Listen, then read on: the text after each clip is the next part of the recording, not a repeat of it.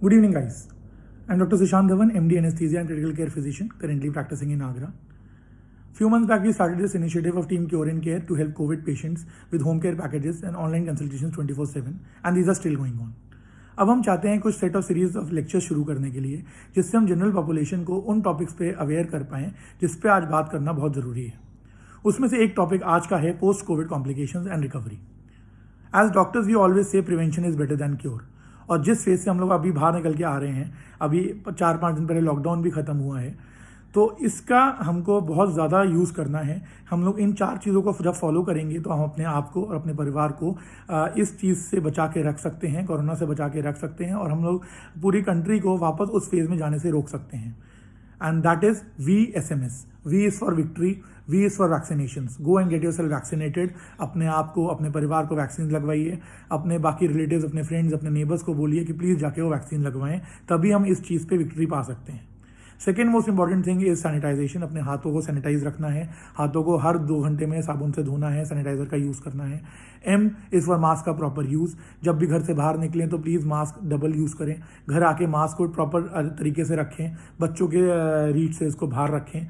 और मास्क की बाहर वाली सरफेस जिस पे वायरस पार्टिकल्स हो सकते हैं उस पर अपने हाथ ना लगाएं. तीसरा is most important, that is social distancing. S is for social distancing. ये इंडिया में फॉलो करना बहुत मुश्किल है, लेकिन बहुत इंपॉर्टेंट है. हम लोग नहीं चाहते कि हम उस फेज़ में वापस जाए, तो आपको ये चीज़ फॉलो करनी पड़ेगी. और अब के जब लॉकडाउन खुल गया है तो ये बहुत ज़्यादा इंपॉर्टेंट हो जाती है हमारे लिए. फिर हम आते हैं आज के टॉपिक पे, post covid complications and recovery. सबसे पहले कॉम्प्लिकेशन के बारे में बात करेंगे. बहुत से लोग अभी भी एडमिटेड हैं, कुछ लोग घर पे आ चुके हैं वापस. और हम लोग जब पोस्ट कोविड कॉम्प्लिकेशन में आपके बारे में जब पता होना चाहिए, तभी आप इसका इलाज कर सकते हैं. सबसे पहले है post Covid viral illness. Covid के बाद होने वाली वायरल इलनेस, जिसमें आपको सिर दर्द हो रहा है, चेस्ट पेन हो रहा है, अगर बॉडी बहुत ज़्यादा टूट रही है, बॉडी एक्स हो रहे हैं, हाथों में पैरों में बिल्कुल जान नहीं है, लेकिन साथ साथ आपका ऑक्सीजन लेवल अगर नॉर्मल है, थोड़ी बहुत खांसी उठ रही है, सांस ले रही, थोड़ी बहुत सांस फूल रही है, लेकिन आपका ऑक्सीजन लेवल नॉर्मल है, तो दैट्स अ थम्स अप. आपको घबराना नहीं है, कहीं भागना नहीं है, और अपने डॉक्टर के साथ कंसल्टेशन में रहना है, और अपने माइंड में पॉजिटिव रहना है कि मैं इस चीज़ पे जीत पाऊँगा और मैं इस चीज़ से बाहर आ पाऊँगा. तो इस पे आपको ज़्यादा घबराने की ज़रूरत नहीं है, ये विद टाइम ठीक हो जाएगी. Second most important thing is post Covid lung fibrosis.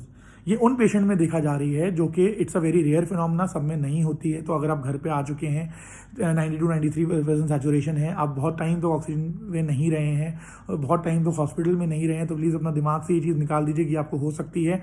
ये बहुत ही रेयर फिनोमिना है, सब में ये चीज़ नहीं देखी जा रही है.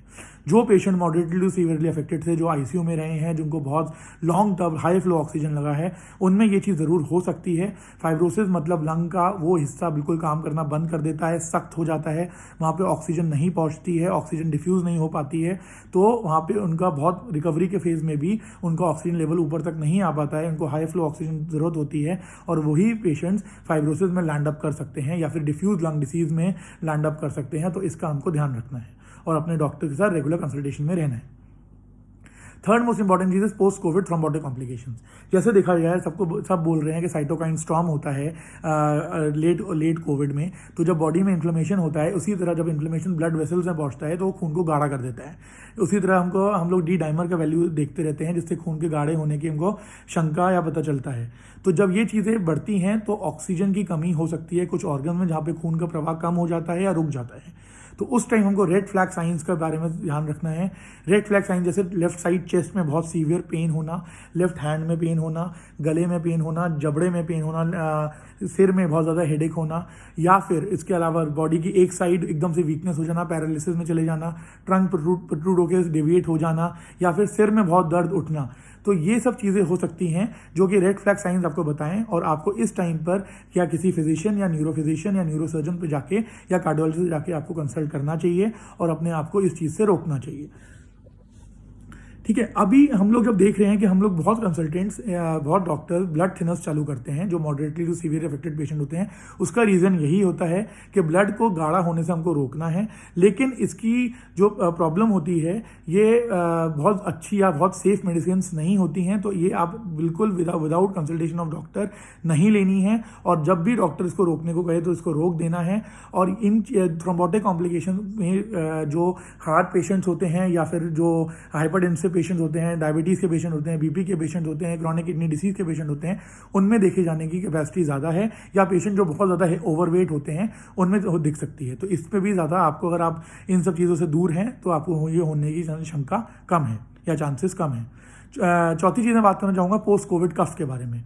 अगर कोई खांसी आपको बलगम में खून नहीं ला रही है, सांस लेने में तकलीफ नहीं दे रही है, बहुत ज़्यादा चेस्ट में पेन नहीं दे रही है, तो वो खांसी विद टाइम चली जाएगी। किसी को 2-2 महीने तक भी खांसी रही है तो घबराना नहीं है। अगर आपका ऑक्सीजन लेवल अगेन नॉर्मल है तो दैट्स अ थम्स अप, नहीं घबराना है। अगर आपको चेस्ट में बहुत पेन हो रहा है, खांसी के टाइम बोलने में बहुत दिक्कत हो रही है, सांस लेने में दिक्कत हो रही है, खांसी में खून आ रहा है, तब आपको डॉक्टर की सलाह ज़रूर लेनी है।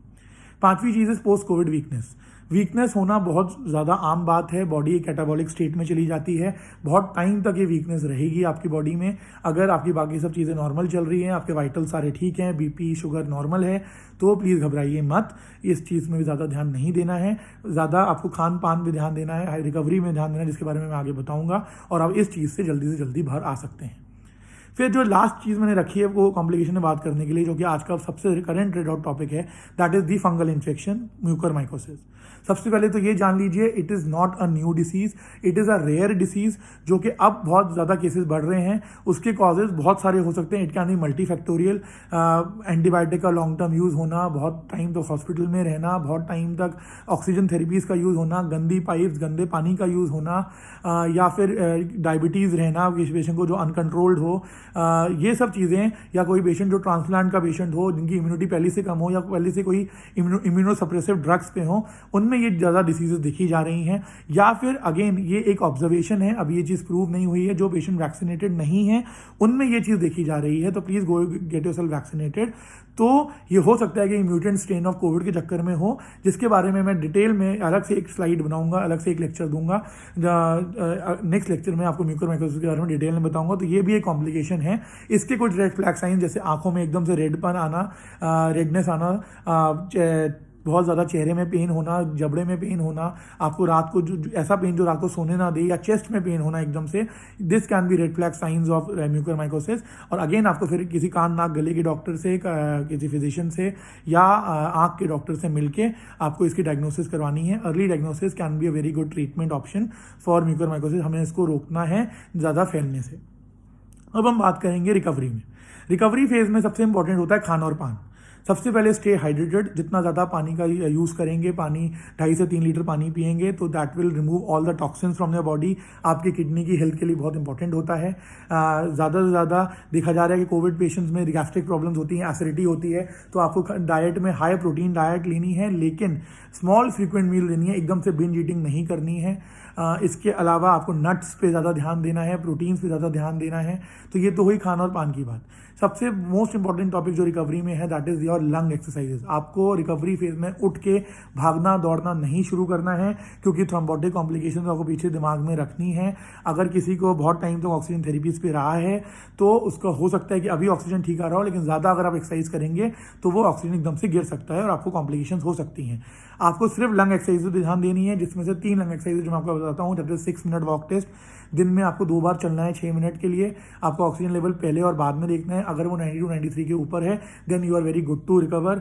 आप रिकवरी फेज में हैं। आपको ध्यान रखना है कि आपको कोई नेगेटिविटी नहीं लानी है, और आप इससे आपका एम्बुलेशन भी होगा। तो जो पेशेंट बहुत टाइम तक बेड रिडन होते हैं, उसमें थ्रोम्बोटिक कॉम्प्लिकेशन की प्रॉब्लम ज़्यादा होती है, तो उसको भी हम लोग प्रिवेंट कर सकते हैं चल के। तो second most important thing is 2-3-5 test for the lung. 2-3-5 test में आपको 2 सेकंड तक इनहेलेशन करनी है, 3 सेकंड तक सांस रोकनी है, और 5 सेकंड तक पर्स्ड लिप से उसको छोड़ना है।